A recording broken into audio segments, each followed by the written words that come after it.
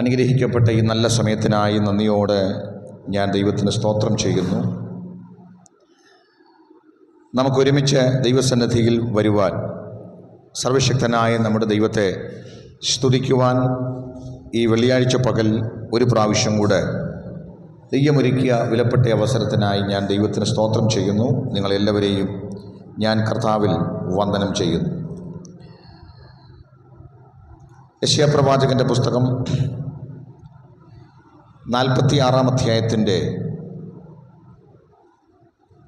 9 മുതലുള്ള വാക്യങ്ങൾ നമുക്ക് വായിക്കാം. 9-10 വാക്യങ്ങൾ നമുക്ക് വായിക്കാം. യെശയ്യാ പ്രവാചകൻ്റെ പുസ്തകം 46-ാം അധ്യായത്തിൻ്റെ 9-10 വാക്യങ്ങൾ.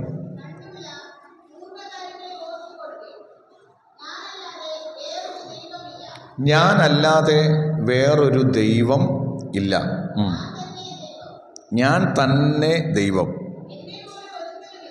എന്നെപ്പോലെ ഒരുത്തനും ഇല്ല. ആരംഭത്തിങ്കൽ തന്നെ അവസാനവും പൂർവകാലത്തു തന്നെ മേലാൽ സംഭവിക്കാനുള്ളതും ഞാൻ പ്രസ്താവിക്കുന്നു. എൻ്റെ ആലോചന നിവർത്തിയാകും. ഞാൻ എൻ്റെ താല്പര്യമൊക്കെയും അനുഷ്ഠിച്ചും. ആമേൻ. കർത്താവ് തൻ്റെ സ്വഭാവം, താൻ ആരാകുന്നു എന്ന് തൻ്റെ ജനത്തിനു മുമ്പിലൊന്ന് വെളിപ്പെടുത്തി കൊടുക്കുക. അവിടുത്തെ ആരാധിക്കുവാനും സ്തുതിക്കുവാനും വന്ന അവിടുത്തെ മക്കളോട് ദൈവത്തിന് പറയാനുള്ള പ്രധാനപ്പെട്ട കാര്യം,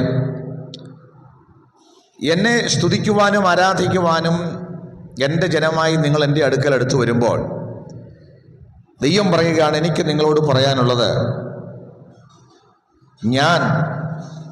ഞാനല്ലാതെ വേറൊരു ദൈവമില്ല. സ്തോത്രം. എന്നെപ്പോലെ വേറൊരുത്തനുമില്ല. ഇന്ന് പകൽക്കാലം ദൈവത്തെ ആരാധിക്കുന്ന ദൈവമക്കളുടെ അടുക്കൽ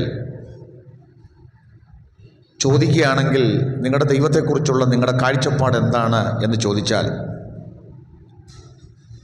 നമുക്ക് ഉറപ്പോടെ പറയാൻ കഴിയണം, ഞാൻ സേവിക്കുന്ന ദൈവത്തെ പോലെ വേറൊരു ദൈവമില്ല. Price the Lord. നാം വന്ന് കുമ്പിട്ട് ആരാധിക്കുന്ന നമ്മുടെ ദൈവം സർവശക്തനായ ദൈവമാണ്. അവിടെ പറയുന്നു, ഞാനല്ലാതെ വേറൊരു ദൈവമില്ലെന്ന് മാത്രമല്ല, ഞാൻ ആരംഭത്തിങ്കൽ തന്നെ അവസാനവും പൂർവകാലത്തു തന്നെ മേലാൽ സംഭവിക്കാനുള്ളതും പ്രസ്താവിക്കുന്ന ഒരു ദൈവത്തെയാണ് നമ്മൾ ഇന്ന് ആരാധിക്കുന്നത്. Price the Lord. ഇന്ന് നാം സേവിക്കുന്ന ദൈവം ആരംഭത്തിൽ തന്നെ അവസാനം എന്ത് സംഭവിക്കുമെന്ന് പ്രസ്താവിക്കുന്ന ദൈവമാണ്.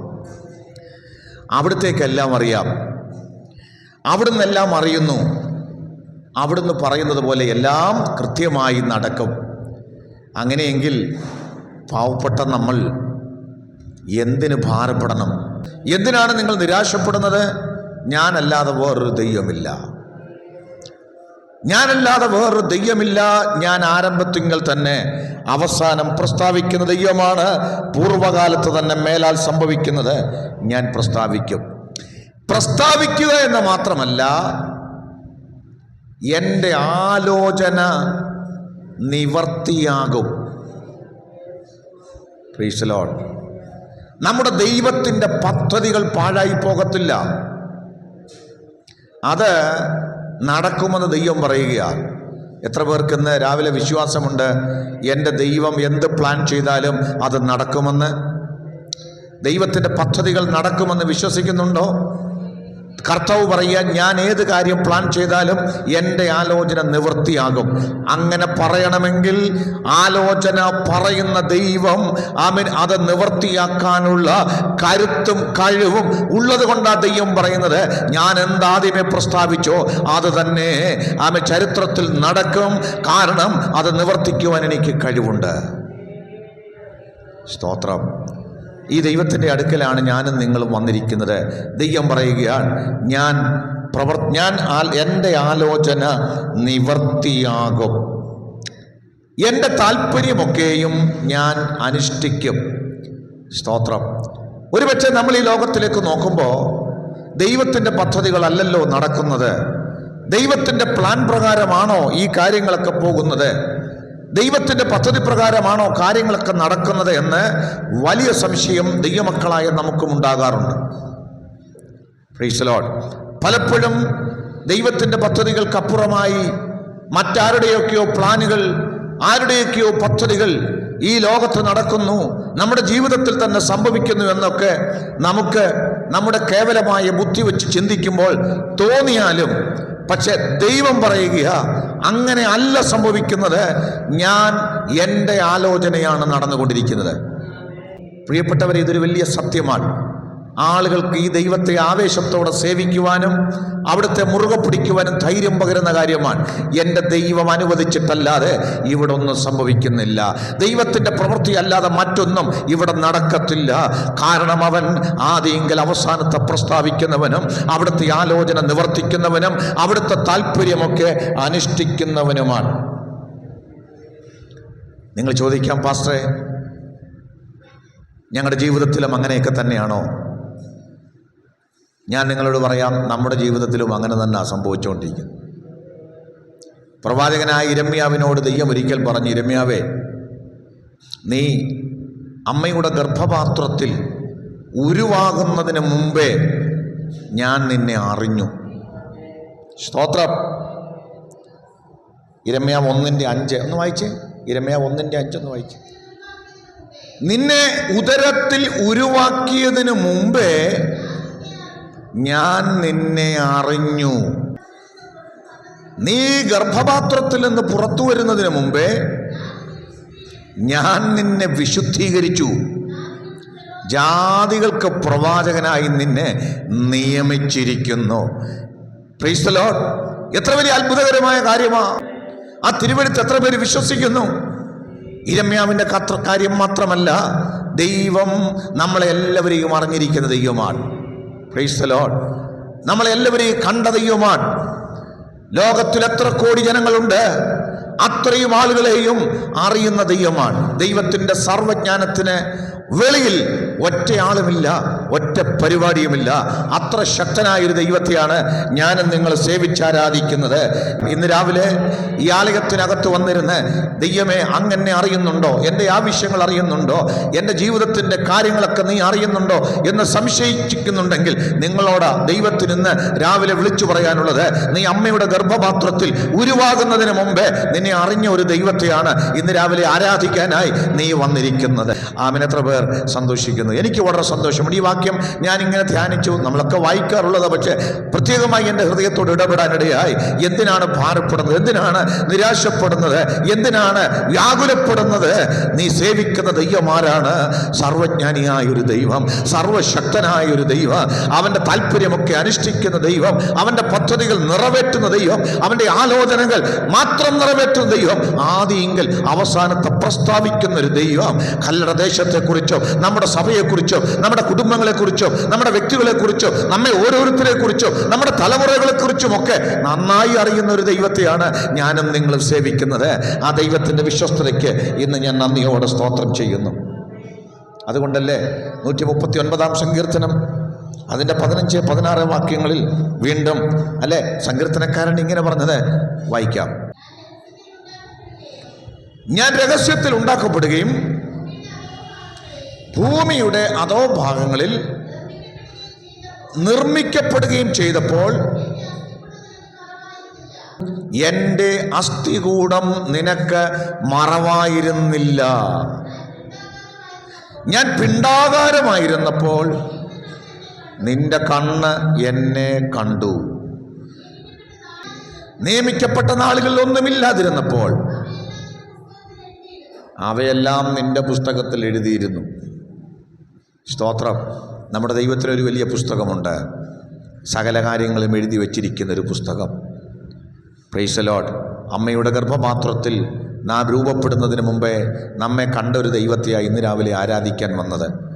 ഇന്നലെ പൊട്ടിമുളച്ചൊരു ദൈവത്തെ അല്ല. Praise the lord. ആവശ്യങ്ങളൊക്കെ പറഞ്ഞു കൊടുക്കേണ്ട ഒരു ദൈവത്തെ അല്ല. Praise the lord. ചില വിഷയങ്ങളൊക്കെ പറയുമ്പോൾ നിസ്സഹായനായി നിൽക്കുന്ന ഒരു ദൈവത്തെ അല്ല, സകലവും അറിയുന്ന സർവജ്ഞാനിയായ സർവശക്തനായ അല്ലേ കരുത്തുള്ളൊരു ദൈവത്തെയാണ് ഇന്ന് രാവിലെ ആരാധിക്കാൻ ഈ ആലയത്തിനകത്ത് നമ്മൾ വന്നിരിക്കുന്നത്. കൊണ്ട് ഇന്ന് പകൽ നിങ്ങളുടെ ഭാരങ്ങളൊക്കെ മാറട്ടെ, നിരാശകളൊക്കെ മാറട്ടെ. എൻ്റെ ആവശ്യങ്ങൾ ആരറിയും, എൻ്റെ ഭാരങ്ങൾ ആരറിയുക, എൻ്റെ ജീവിതത്തിൽ ആരിടപെടും, ഇന്ന് പകൽ സംശയങ്ങൾ മാറട്ടെ. ഇസ്രായേലിനെ ധൈര്യപ്പെടുത്തിക്കൊണ്ട യഹോവയായ ദൈവം പറഞ്ഞത്, ഞാൻ തന്നെ ദൈവം, എന്നെപ്പോലെ മറ്റൊരുത്തനുമില്ല. അങ്ങനെ ഇന്ന് പകൽക്കാലം അതേ ദൂത് രാവിലെ നമ്മളോടും ദൈവത്തിൻ്റെ ആത്മാവ് സംസാരിക്കുകയാണ്. സ്തോത്രം. നമ്മളതുകൊണ്ട് സന്തോഷിക്കണം. നമ്മുടെ കർത്താവിൻ്റെ ശുശ്രൂഷയിൽ നഥനയേൽ തൻ്റെ അടുക്കൽ വന്നപ്പോൾ നഥനയേലിനോടും കർത്താവ് ചില കാര്യങ്ങൾ പറഞ്ഞു, അത്ഭുതപ്പെടുത്തുന്ന കാര്യം. യോഹന്നാൻ 1:47-48. നഥനയേൽ തൻ്റെ അടുക്കൽ വരുന്നത് യേശു കണ്ടു. ഇതാ സാക്ഷാൽ ഇസ്രായേലിയൻ, ഇവനിൽ കപടമില്ല എന്ന് അവനെക്കുറിച്ച് പറഞ്ഞു. ശ്രദ്ധിക്കണേ, ജീവിതത്തിലെ ആത്മാർത്ഥതയും സത്യസന്ധതയും ഒന്നും മറ്റുള്ളവർ കാണുന്നില്ലായിരിക്കാം, പക്ഷേ ഹൃദയങ്ങളെ അറിയുന്നൊരു ദൈവത്തിൻ്റെ മുമ്പിലാണ് ഞാനും നിങ്ങളും സേവിച്ചാരാധിക്കുന്നത്. നഥനയേലിൻ്റെ ഹൃദയത്തിലെ അല്ലേ ആ നിഷ്കളങ്കതയും സത്യസന്ധതയും ഒന്നും ആർക്കും അറിയില്ല, പക്ഷേ സ്വർഗത്തിലെ ദൈവം നമ്മുടെ കർത്താവ് അവനെ നോക്കി പറയുക, ഇവൻ സാക്ഷാൽ ഇസ്രായേലിയൻ, ഇവനിൽ കപടമില്ല. നഥനയേലിന് ഭയങ്കര സംശയമായി. നീ എന്നെ എവിടെ വെച്ചറിയുമെന്ന് ചോദിച്ചതിന്, ഫിലിപ്പോസ് നിന്നെ വിളിക്കും മുമ്പേ നീ അത്തിയുടെ കീഴിലിരിക്കുമ്പോൾ ഞാൻ നിന്നെ കണ്ടു. ഈ കർത്താവിൻ്റെ അടുക്കലേക്കൊക്കെ വരാൻ മുഖാന്തരമായത് ഒരുപക്ഷെ ആരെങ്കിലുമൊക്കെ സാക്ഷ്യം പറഞ്ഞതോ ആരെങ്കിലുമൊക്കെ സുവിശേഷം പറഞ്ഞോ കാര്യങ്ങളൊക്കെ പറഞ്ഞൊക്കെ ആയിരിക്കാം നമ്മളൊക്കെ വന്നത്. പക്ഷേ നിങ്ങളറിയണം, നിങ്ങളുടെ അടുത്ത് ആ വ്യക്തി വരുന്നതിന് മുമ്പേ നിങ്ങളെ അവൻ കണ്ടതുകൊണ്ടാണ് ഇന്ന് പകൽ ഇതിനകത്ത് ദൈവത്തെ ആരാധിക്കാൻ നിങ്ങൾ വന്നിരിക്കുന്നത്. ഫിലിപ്പോസ് നിൻ്റെ അടുക്കൽ വരുന്നതിന് മുമ്പേ നിന്നെ ഞാൻ കണ്ടുവെന്ന് കർത്താവ് പറയുക. ഇന്ന് പകൽക്കാലം ആ ദൈവത്തിൻ്റെ സ്നേഹത്തിന് ഇന്ന് പകൽ എത്ര പേര് നന്ദി പറയുക. ഹൃദയത്തെ അറിയുന്ന ദൈവം, നിന്റെ സാഹചര്യങ്ങളെ അറിയുന്ന ദൈവം, നിന്റെ ആത്മാർത്ഥത അറിയുന്ന ദൈവം, നിന്റെ വിശ്വസ്തത അറിയുന്ന ദൈവം, ആ കർത്താവ് ഇന്ന് പകൽക്കാലം നമ്മളെ നന്നായി അറിയുന്ന ദൈവമാണ്. സ്തോത്രം. അവൻ്റെ മുമ്പിൽ രഹസ്യങ്ങളൊന്നുമില്ല. വല്ലതും മറച്ചു വെക്കാൻ പറ്റുമോ? ഒന്നും പറ്റില്ല. സ്തോത്രം. ശമരിയാക്കാരിയുമായിട്ടുള്ള സംഭാഷണം നമുക്കെല്ലാവർക്കും അറിയാം, അല്ലേ? സംസാരിച്ചു വന്ന കൂട്ടത്തിൽ അല്ലേ, ജീവനുള്ള വെള്ളം എനിക്ക് വേണം, ഞാൻ കൊടുക്കുന്ന വെള്ളം കുടിക്കുന്നവൻ ഒരു നാളും ദാഹിക്കത്തില്ല എന്ന് കർത്താവ് പറഞ്ഞപ്പോൾ അവൾ ഉടനെ പറഞ്ഞു, എന്താ പറഞ്ഞേ? അങ്ങനെയെങ്കിൽ ആ വെള്ളം എനിക്ക് കുടിക്കാൻ തരണം. കർത്താവിൻ്റെ മറുപടി, പോയി നിൻ്റെ ഭർത്താവിനെ വിളിച്ചു കൊണ്ടുവാ. മറുപടി, എനിക്ക് ഭർത്താവില്ല. എന്താ കർത്താവിൻ്റെ മറുപടി? എന്താ? നീ ഭർത്താവില്ല എന്ന് പറഞ്ഞത് ശരി തന്നെ, പക്ഷേ ഭർത്താക്കന്മാർ നിനക്ക് 5 പേരുണ്ടായിരുന്നു, ഇപ്പോഴുള്ളവനോ നിൻ്റെ ഭർത്താവല്ല.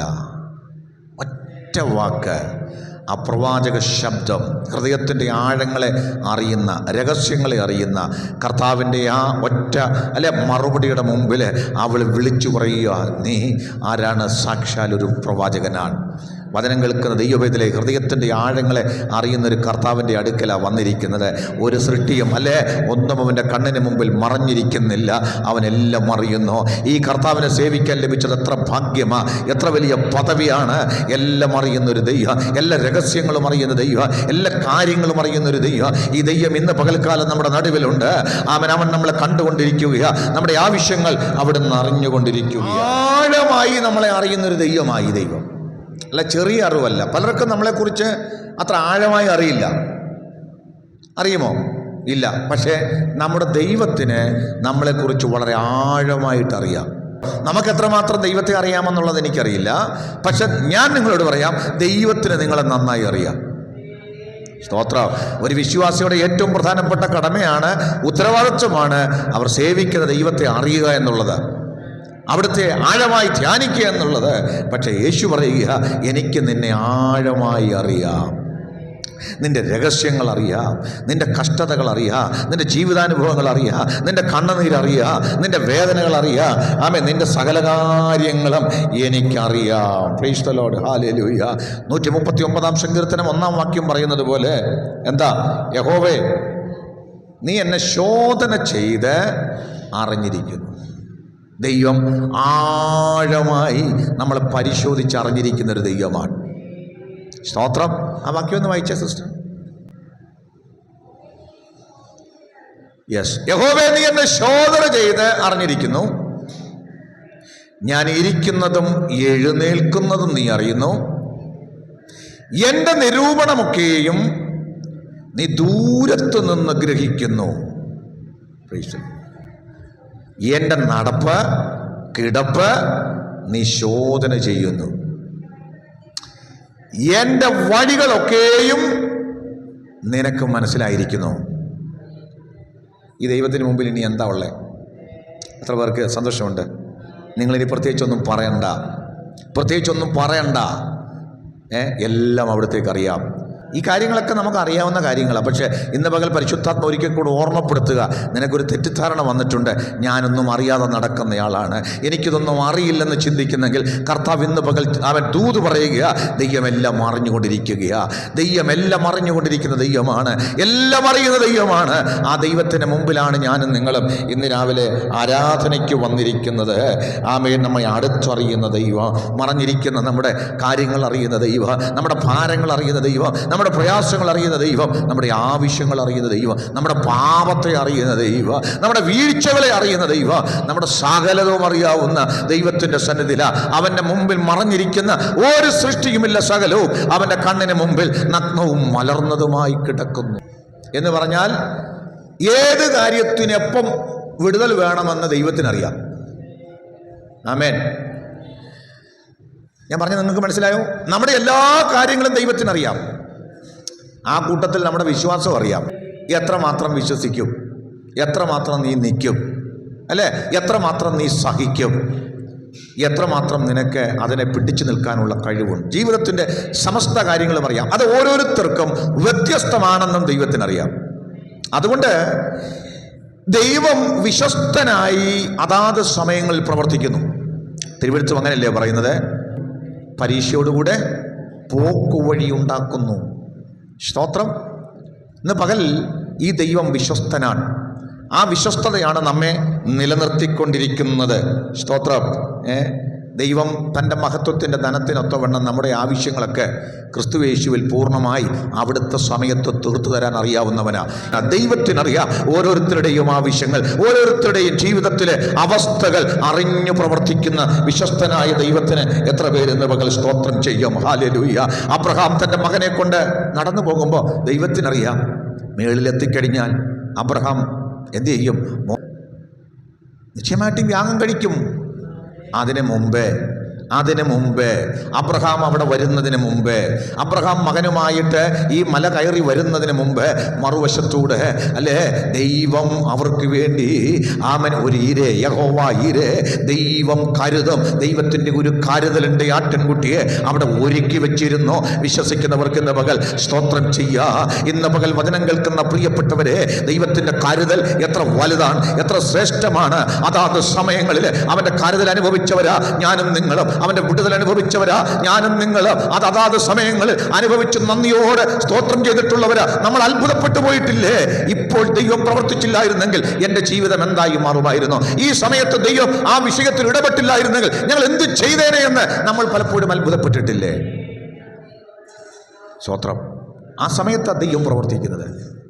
രാത്രിയുടെ 4-ാം യാമത്തിൽ ശിഷ്യന്മാർ മരണത്തെ മുഖാമുഖം കണ്ടു നിൽക്കുമ്പോൾ ഇനി അവർക്ക് മുന്നോട്ട് പോകാൻ പറ്റാത്ത പരിതസ്ഥിതിയിൽ കടൽ മീതെ നടന്ന് നമ്മുടെ കർത്താവ് വരികയാണ്. കാറ്റിനെയും കടലിനെയും ശാസിക്കാൻ ശിഷ്യന്മാരുടെ പടകിനകത്തേക്ക് വരികയാണ്. അവർക്ക് സ്വസ്ഥത കൊടുക്കുവാൻ, ജീവിതത്തിൽ വിടുതൽ കൽപ്പിക്കുവാൻ. ഇന്ന് തിരുവെഴുത്ത് കേൾക്കുന്ന പ്രിയപ്പെട്ട സഹോദരങ്ങളെ, ഞാൻ നിങ്ങളോട് പറയുക, നിങ്ങളുടെ ജീവിതത്തിൻ്റെ കോറും നിറഞ്ഞ നിങ്ങളുടെ ജീവിതത്തിൻ്റെ വലിയ കൊടുങ്കാറ്റുകളുടെ നടുവിൽ, നിങ്ങളുടെ ജീവിതത്തിലെ വലിയ പ്രതിസന്ധികളുടെ നടുവിൽ നിങ്ങളുടെ പടക് തകരുമെന്ന് നിങ്ങൾ തോന്നുന്ന സമയത്ത് ആമേൻ, അത് തകരാൻ സമ്മതിക്കാതെ എൻ്റെ കർത്താവ് ഇറങ്ങി വരികയാ. അവൻ്റെ വിശ്വസ്തത അവിടുത്തെ വിശ്വസ്തത എത്ര വലുതാണ്, അവിടുത്തെ കരുതൽ എത്ര വലുതാണ്. Hallelujah, hallelujah, hallelujah. സ്തോത്രം. ഇതെല്ലാം എങ്ങനെയാ സംഭവിക്കുന്നത്? ദൈവത്തിൻ്റെ സർവജ്ഞാനമാണ്. ദൈവത്തിനറിയാം എല്ലാം, എപ്പോഴെന്ത് ചെയ്യണം. Price the Lord. മനുഷ്യരായ നമുക്ക് മറവിയുണ്ടല്ലേ. നമ്മൾ ഏറ്റവും പ്രധാനപ്പെട്ട കാര്യങ്ങൾ പോലും ചിലപ്പോൾ എന്ത് ചെയ്യും. സ്തോത്രം. ഇന്ന് കറണ്ട് ബില്ല് അടയ്ക്കേണ്ടതായിരുന്നു, എല്ലാം എടുത്തു വെച്ചിരുന്നാൽ മറന്നുപോയി അല്ലേ. ഫീസ് ഊരാൻ ആൾ വരുമ്പോഴാണ് അറിയുന്നത്. പ്രധാനപ്പെട്ട കാര്യങ്ങളൊക്കെ ചിലപ്പോൾ നമ്മൾ എന്ത് ചെയ്യും, മറന്നുപോകും. കാരണം നമ്മുടെ അറിവ് പരിമിതമാണ്, മനുഷ്യരാണ്, നമുക്ക് മറവിയുണ്ട്. പക്ഷേ സേവിക്കുന്ന ദൈവത്തിന് മറവിയില്ല. സേവിക്കുന്ന ദൈവത്തിന് ആരും ഓർമ്മപ്പെടുത്തണ്ട. ഇന്ന് നിന്റെ ജീവിതത്തിൽ ഒരു അത്ഭുതം ചെയ്യേണ്ട ദിവസമാണ്. ഇന്നത് നടന്നില്ലെങ്കിൽ നീ ആകെ തകരാറിലാകും, കുഴപ്പത്തിലാകും. ഇതെല്ലാം എൻ്റെ അപ്പനറിയാം. ദൈവം അതിൽ പ്രവർത്തിക്കാൻ ഇറങ്ങി വരാൻ തീരുമാനിച്ചൊരു ഡേറ്റ് വെച്ചിട്ടുണ്ട്. അതുകൊണ്ടാണ് ഞാൻ ആദ്യമെങ്കിലും അവസാനത്തെ പ്രസ്താവിക്കുന്നു, എൻ്റെ ആലോചന നിവർത്തിയാകും. അവർക്ക് സന്തോഷമുണ്ടെങ്കിൽ ആ കരങ്ങളെ ഉയർത്തി ദൈവത്തിന് സ്തോത്രം ചെയ്യാം. സ്തോത്രം. അപ്പം അതുകൊണ്ട് ദൈവത്തിൻ്റെ ഈ അറിവ് ഭയങ്കരമാണ്. റോമാലേഖനം 8-ാം അധ്യായത്തിൻ്റെ 28-ാമത്തെ വാക്യം എല്ലാവർക്കും അറിയാം. ദൈവത്തെ സ്നേഹിക്കുന്നവർക്ക്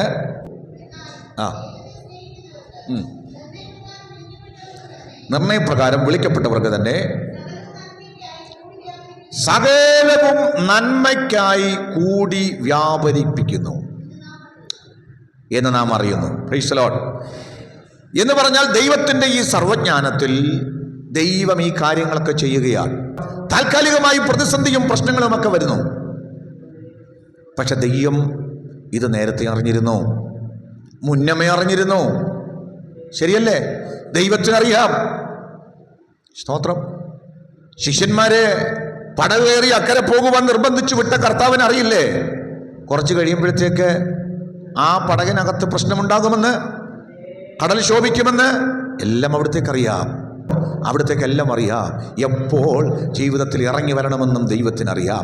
എപ്പോൾ പ്രവർത്തിക്കണമെന്നും ദൈവത്തിനറിയാം. എപ്പോഴൊരു വിടുതൽ തരണമെന്നും ദൈവത്തിനറിയാം. ഞാൻ ഈ ദൂത് ഇന്ന് രാവിലെ ഇപ്പോൾ വായിച്ച് ധ്യാനിച്ചപ്പോൾ വളരെ സന്തോഷം തോന്നിയ ഒരു കാര്യം, ഒരു വലിയ വിശ്വാസം എൻ്റെ അകത്ത് വരാനിടയായി. ഞാൻ എന്തിനിങ്ങനെ ഭാരപ്പെടണം, നിങ്ങൾ എന്തിനിങ്ങനെ ഭാരപ്പെടണം? ദൈവമെല്ലാം അറിയുന്നു. സകലത്തെയും നന്മയ്ക്കായി കൂടി വ്യാപരിപ്പിക്കുന്ന ദൈവം താൽക്കാലികമായി ജീവിതത്തിൽ പ്രതിസന്ധിയാണ്, പ്രശ്നമാണെന്ന് തോന്നുന്ന കാര്യം പോലും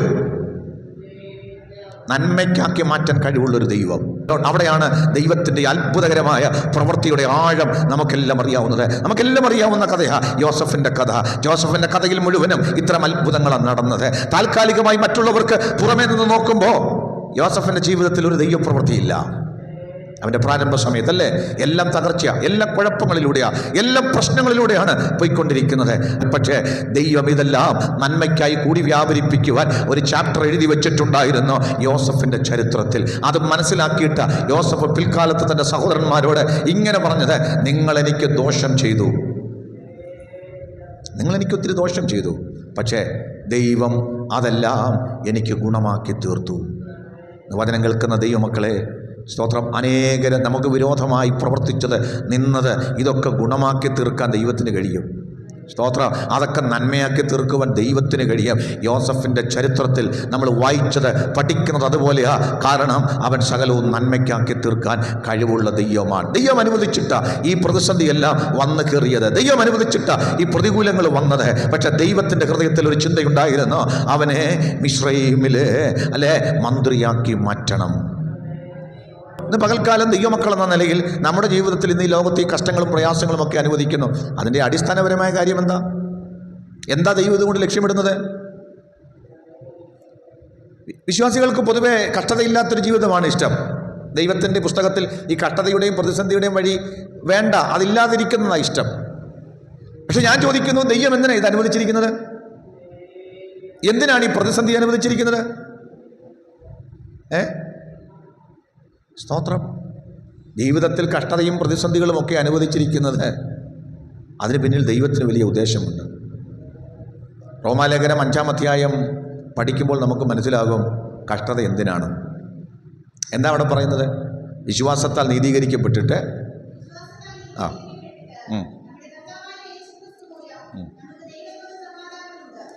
പ്രൈസ് ദി ലോർഡ്. വിശ്വാസത്താൽ നീതീകരിക്കപ്പെട്ടിട്ട് നമ്മുടെ കർത്താവായ യേശു ക്രിസ്തു മൂലം നമുക്ക് ദൈവത്തോട് സമാധാനമുണ്ട്.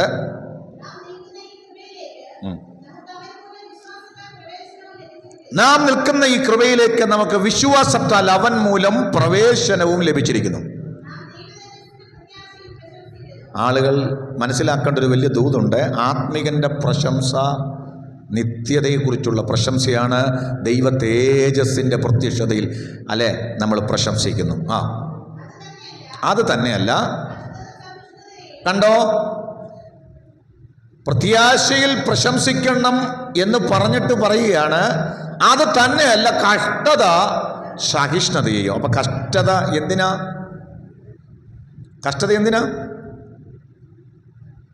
എന്നെയും നിങ്ങളെയും സഹിഷ്ണുത പഠിപ്പിക്കാൻ, ക്ഷമ പഠിക്കാൻ, സഹനം പഠിക്കാൻ, ജീവിതത്തിൽ എന്തും സഹിക്കാനുള്ള കരുത്ത് നേടാൻ, ജീവിതത്തിൽ ഏത് ദുരിതക്കടലിലും നീന്താനുള്ള കരുത്ത് പ്രാപിക്കാൻ. എന്തിനാ ഈ കഷ്ടതകൾ? എന്തിനാ ഈ പ്രതിസന്ധികൾ? ജീവിതത്തിൽ തകർച്ചകൾ എന്തിനാ? എന്നെയും നിങ്ങളെയും സഹിഷ്ണുതയുള്ളവരാക്കി മാറ്റാൻ. തൊട്ടവാടികളെപ്പോലെ വാടിപ്പോകുന്നവരല്ല, പ്രശ്നങ്ങളുടെ നടുവിൽ കുഴഞ്ഞു പോകുന്നവരല്ല, സഹിഷ്ണുതയോടെ നിൽക്കുന്ന കരുത്തുള്ളവരാക്കി മാറ്റാൻ വേണ്ടിയാ. വായിക്കാം. സഹിഷ്ണുതയുള്ളവർക്ക് എന്തുണ്ട്? സിദ്ധതയുണ്ട്. എന്തുവാ സിദ്ധത? സിദ്ധതയെന്ന് പറഞ്ഞാൽ നല്ല സ്വഭാവം, ഗുഡ് ക്യാരക്ടർ. അതാ. ഇപ്പം കഷ്ടത എന്തോ കൊണ്ടുവരും? സഹിഷ്ണുത കൊണ്ടുവരും. സഹിഷ്ണുതയുള്ളവർക്ക് ഒരു സിദ്ധതയുണ്ടാവും, ഒരു നല്ല സ്വഭാവം ഉണ്ടാവും. നോക്കണേ, എന്താ നല്ല സ്വഭാവം? ആമേൻ. ഒരാത്മികൻ്റെ സ്വഭാവം കഷ്ടതയുടെ നടുവിൽ ദൈവത്തെ കുറ്റം പറയുന്നതല്ല. ഇയ്യോബിനോട് ചോദിക്കണം. ഇയ്യോബ് പറയും, യഹോവ അല്ലേ അവൻ്റെ ഭാര്യയോട് പറഞ്ഞതാ, നീ ഒരു പൊട്ടി സംസാരിക്കുന്നത് പോലെ സംസാരിക്കരുത് അല്ലേ. നാം ദൈവത്തിങ്കൽ നിന്ന് നന്മയും അനുഗ്രഹങ്ങളുമൊക്കെ അനുഭവിച്ചെങ്കിൽ നിശ്ചയമായും തിന്മയും അനുഭവിക്കേണ്ടതാണ്. Praise the lord. ഇതിലൊന്നിലും ഇയ്യോബ് അധരം കൊണ്ട് പാപം ചെയ്തില്ല, ദൈവത്തെ കുറ്റം പറഞ്ഞില്ല. ഈ ദൈവത്തെ സേവിക്കാൻ ഇറങ്ങിത്തിരിച്ചതുകൊണ്ട് എൻ്റെ ജീവിതത്തിൽ ഇത്ര തകർച്ച വന്നെന്നും ഈ കഷ്ടം വന്നെന്നും പറഞ്ഞില്ല. സാധാരണ മനുഷ്യൻ പറഞ്ഞേനെ അല്ലേ. സാധാരണ മനുഷ്യൻ അവൻ്റെ ഒരു സ്വഭാവം അനുസരിച്ച് കഷ്ടം വരുമ്പോൾ അവൻ എന്ത് ചെയ്യും? അങ്ങനെയൊക്കെ പറയും, ഓ ദൈവത്തെ വിളിച്ചത് വെറുതെയാ. ഇത് സാധാരണ മനുഷ്യൻ എന്ന് പറഞ്ഞു കഴിഞ്ഞാൽ ദൈവമക്കളും പറയത്തില്ലേ? അതിനാ മലാഖിൽ എന്താ പറഞ്ഞത്? നമ്മൾ യഹോവയ്ക്ക് വേണ്ടി ജീവിക്കുന്നത് വ്യർത്ഥം, കറുപ്പെടുത്ത് നടക്കുന്നത് വ്യർത്ഥം, നമ്മുടെ കാര്യങ്ങളൊക്കെ കളഞ്ഞേച്ച് യഹോവയുടെ കാര്യം നോക്കുന്നത് വ്യർത്ഥം. ഇതാ അവർ സംസാരിച്ചത്. കാര്യം എന്താ? അവരാഗ്രഹിക്കുന്നത് പോലെ ജീവിതത്തിൽ ചില വിടുതലുകളും അനുഗ്രഹങ്ങളുമൊക്കെ ഉണ്ടാകുന്നില്ല. ദൈവത്തിൻ്റെ പ്രവൃത്തികൾ കാണാതായപ്പോൾ അവർ ദൈവത്തെ സംശയിക്കുക. അവർ പറയുക, ഇങ്ങനെ ദൈവത്തെ വിളിച്ചതുകൊണ്ടോ, ഇങ്ങനെ ദൈവത്തെ പ്രസാദിപ്പിക്കാൻ നടന്നതുകൊണ്ടോ, കറുപ്പെടുത്തതുകൊണ്ടോ, ആരാധിച്ചതുകൊണ്ടോ ഒന്നും കാര്യമില്ല, അതുകൊണ്ട് പ്രത്യേകിച്ച് പ്രയോജനമില്ല എന്നവർ സംസാരിക്കുക. പക്ഷെ നിങ്ങളറിയണം, ഒരു യഥാർത്ഥ ദൈവവൈതലിനെ കുറിച്ച് ദൈവം ആഗ്രഹിക്കുന്നത് അവന് കഷ്ടതയുടെ നടുവിൽ സഹിഷ്ണുതയോടെ ജീവിച്ച് ഒരു നല്ല ക്യാരക്ടർ ഉണ്ടാകണം. ആ നല്ല ക്യാരക്ടർ എന്താണെന്നറിയാമോ? ജീവിതത്തിൽ എന്നാ വന്നാലും ദൈവത്തെ കുറ്റം പറയാതെ കഷ്ടത സഹിക്കുവാൻ, ദൈവരാജ്യത്തിന് വേണ്ടി നിൽക്കുവാൻ, ദൈവത്തിൻ്റെ ഇഷ്ടം നിവർത്തിക്കുവാൻ. ദൈവമേ, നീ എൻ്റെ ജീവിതത്തിൽ എന്നെ നടത്തിക്കൊണ്ടുപോകുന്ന വഴി എന്താണെങ്കിലും അത് ഞാൻ സന്തോഷത്തോടെ സഹിക്കും, സന്തോഷത്തോടെ ജീവിക്കും. പൗലോസ് പറഞ്ഞതുപോലെ എല്ലാറ്റിലും സ്തോത്രം ചെയ്യുവേ അല്ലേ. ഇതല്ലോ ക്രിസ്തുയേശുവിൽ നിങ്ങളെക്കുറിച്ചുള്ള ദൈവ ഇഷ്ടം. അതാണ് ക്യാരക്ടർ. ഈ ക്യാരക്ടർ എവിടെ നിന്ന് കിട്ടും? ജീവിതത്തിൽ കഷ്ടത വരണം. ശരിക്കും കഷ്ടതയിലൂടെ പോകുമ്പോൾ ഈ ക്യാരക്ടർ ദൈവമക്കൾക്ക് കിട്ടും. അതിനാ കഷ്ടത സഹിഷ്ണുതയെയും, സഹിഷ്ണുത സിദ്ധതയും ഉളവാക്കും. ഇനി ഇങ്ങനെ സിദ്ധതയുള്ള നല്ല ക്യാരക്ടർ ഉള്ളവർക്ക് മാത്രമേ എന്തോ ഉള്ളൂ? ദൈവിക പ്രത്യാശയുള്ളൂ. വല്ലതും പിടി കിട്ടിയോ? അല്ലാതെ നമ്മുടെ ക്യാരക്ടർ ഫോർമേഷൻ ഉണ്ടായിട്ടില്ല, കഷ്ടത സഹിക്കാൻ വയ്യ, നമുക്ക് നല്ലൊരു സ്വഭാവമില്ല, എന്തിനും ഏതിനും ദൈവത്തെ കുറ്റം പറയുന്ന, ജീവിതത്തിൽ ആഗ്രഹിക്കുന്നത് പോലെ കാര്യങ്ങൾ നടന്നില്ലെങ്കിൽ, ആഗ്രഹിക്കുന്നത് പോലെ കാര്യങ്ങൾക്കൊക്കെ ഒരു നീക്കുപോക്കുണ്ടായില്ലെങ്കിൽ ദൈവത്തെ കുറ്റം പറയുന്ന ഒരനുഭവമുള്ളവർക്ക് എന്ത് പ്രത്യാശയാണ്? പക്ഷേ ജീവിതത്തിൽ കഷ്ടതയിലൂടെ കടന്നുപോയി, പ്രതിസന്ധിയിലൂടെ കടന്നുപോയി, ദൈവത്തിൻ്റെ വഴി പഠിച്ച് ദൈവത്തിൻ്റെ സ്വഭാവം മനസ്സിലാക്കി സഹിഷ്ണുതയോടെ ജീവിക്കുന്നവന് ഒരു നല്ല ക്യാരക്ടർ ഉണ്ടാകും. ആ ക്യാരക്ടർ എന്താ ആഗ്രഹിക്കുന്നറിയാമോ? പ്രത്യാശയാണ്. ദൈവ തേജസ്സിൻ്റെ പ്രത്യാശ. ആ പ്രത്യാശയിൽ അവൻ വിളിച്ചു പറയുന്ന ഒരു കാര്യമുണ്ട്. ഇവിടെ എന്തൊക്കെ കഷ്ടതയാണെങ്കിലും എന്തൊക്കെ പ്രതിസന്ധിയാണെങ്കിലും പൗലോസിൻ്റെ വാക്കുകൾ കടമെടുത്ത തിരുവെഴുത്ത് ഞാൻ പറയട്ടെ, നൊടി നേരത്തേക്കുള്ള ഞങ്ങളുടെ ലഘുവായ കഷ്ടം അത്യന്തം അനവധിയായി തേജസ്സിൻ്റെ നിത്യഘനം ഞങ്ങൾക്ക് കിട്ടുവാൻ ഹേതുവാകുന്നു. ഇന്ന് പകൽ അതാ പ്രത്യാശയുടെ വാക്കുകൾ. ഇന്ന് പകൽ ഹല്ലേലൂയ വചനം മനസ്സിലാകുന്നുണ്ടോ? ഞങ്ങളുടെ പുറമേയുള്ള മനുഷ്യൻ ക്ഷയിച്ചു പോയാലും ഞങ്ങളുടെ ആകമേയുള്ളവൻ നാൾക്കുനാൾ പുതുക്കം പ്രാപിക്കുന്നു. കാണുന്നതിനെ അല്ല ഞങ്ങൾ നോക്കിക്കൊണ്ടിരിക്കുന്നത്. ഈ കാണുന്നതൊക്കെ താൽക്കാലികം, കാണാത്തതോ നിത്യം. ഹല്ലേലൂയ. ആ നിത്യമായ അനുഭവത്തിന് കാത്തിരിക്കുന്ന പ്രത്യാശയുടെ വാക്കുകൾ പറയണമെങ്കിൽ കഷ്ടത അനിവാര്യമാണ്. സഹിഷ്ണുതയിലേക്ക് അത് നടത്തേണ്ടത് അനിവാര്യമാണ്. ആ സഹിഷ്ണുത നമുക്ക് സിദ്ധത കൊണ്ടുവരേണ്ടത് അത്യാവശ്യമാണ്. ആ സിദ്ധതയുള്ളവർക്ക് മാത്രമേ പ്രത്യാശയുള്ളൂ. ആ പ്രത്യാശയിൽ അവര് പ്രശംസിക്കുകയുള്ളൂ. അതുകൊണ്ട് ഇന്ന് ഞാൻ നിങ്ങളോട് ഇന്ന് പറയുന്നു, സേവിക്കുന്ന ദൈവം ആരാണെന്നറിയണം. നമ്മൾ സേവിക്കുന്ന ദൈവം ആരാ? യഹോവയായ ദൈവം പറയുക, ഞാൻ മാത്രമേ ഉള്ളൂ, മറ്റൊരുത്തനുമില്ല. Price the Lord. എൻ്റെ ആലോചന നിവൃത്തിയാകും, എൻ്റെ പദ്ധതികൾ നടക്കും, ഞാൻ എന്ത് നിരൂപിക്കുന്നു അത് സാധിക്കും. പ്രിയപ്പെട്ടവരെ, ഈ ദൈവത്തിൻ്റെ അടുക്കലാണ് നമ്മൾ വന്നിരിക്കുന്നത്. നമ്മളോടൊന്ന് പരിശുദ്ധാത്മാവ് സംസാരിച്ച്, ഈ ദൈവം നിന്നെ നന്നായി അറിയുന്നതാ. ലോകസ്ഥാപനത്തിന് മുമ്പേ നിന്നെ അറിഞ്ഞതാ. അമ്മയുടെ ഗർഭപാത്രത്തിൽ നീ പിണ്ടാകാരമായിരുന്നപ്പോഴേ നിന്നെ അറിഞ്ഞതാ. നിൻ്റെ ഗുണവും ദോഷവുമൊക്കെ ഈ ദൈവത്തിന് നന്നായി അറിയാം. നിൻ്റെ ജീവിതത്തിലെ സകല ആവശ്യങ്ങളും ദൈവത്തിനറിയാം. നിൻ്റെ വിശ്വാസത്തിൻ്റെ ആഴം ദൈവത്തിനറിയാം. നിൻ്റെ സഹിഷ്ണുതയുടെ ആഴം ദൈവത്തിനറിയാം. അതുകൊണ്ട് ഈ ദൈവത്തിൻ്റെ അടുക്കിലേക്ക് അടുത്തു വരുന്ന നമ്മളോട് ദൈവത്തിന് ഇന്ന് രാവിലെ ഈ പകൽക്കാലം വിളിച്ചു പറയാനൊരു കാര്യമുണ്ട്. നിങ്ങൾ എൻ്റെ അടുക്കിലേക്ക് വന്നൊന്ന് വിശ്രമിക്കുക. ഈ ഭാരങ്ങളും പ്രയാസങ്ങളും ഈ ആകുലതകളും ഒക്കെ ഒന്ന് മാറ്റിവെച്ച്, ഇങ്ങനെ നിന്നെ അറിയുന്ന, ഇങ്ങനെ സ്നേഹിക്കുന്ന, തക്ക സമയത്ത് നിനക്ക് വേണ്ടി പ്രവർത്തിക്കാൻ അറിയാവുന്ന ആ ദൈവത്തിലൊന്ന് വിശ്രമിക്കുക. യേശു ഇങ്ങനെ പറഞ്ഞു. മത്തായി സുവിശേഷം 11-ാം അധ്യായം 28-ാമത്തെ വാക്യം, അധ്വാനിക്കുന്നവരും ഭാരം ചുമക്കുന്നവരുമായുള്ളവരെ, നിങ്ങളെല്ലാവരും എൻ്റെ അടുക്കൽ വരുവീൻ, ഞാൻ നിങ്ങളെ ആശ്വസിപ്പിക്കും. ഇന്ന് പകൽ ഈ കർത്താവിൻ്റെ അടുക്കിലേക്ക് നമുക്കൊന്ന് ചെല്ലാം. അവിടുത്തെ ആശ്വാസം ഒന്ന് ഏറ്റെടുക്കാം. അവിടുത്തെ മാറോടൊന്ന് പറ്റിയിരിക്കാം. അവിടുത്തെ ഇമ്പകരമായ ശബ്ദമൊന്ന് കേൾക്കാം. നിങ്ങളുടെ ഹൃദയത്തിനകത്ത് പ്രത്യാശ നിറയട്ടെ. നിങ്ങളുടെ ഹൃദയത്തിൽ സന്തോഷം നിറയട്ടെ. ഇന്ന് പകൽ സേവിക്കുന്ന ദൈവം ആരാണ്? അവിടുത്തെ സർവശക്തിയിൽ നിങ്ങൾ ഇന്ന് പകൽ വിശ്വസിക്കുക. അവിടുത്തെ സർവജ്ഞാനത്തിൽ നിങ്ങൾ പൂർണ്ണമായി വിശ്വസിച്ച് ആശ്രയിക്കുക. ഈ ദൈവം നമുക്ക് വേണ്ടി തക്ക സമയത്ത് പ്രവർത്തിക്കും.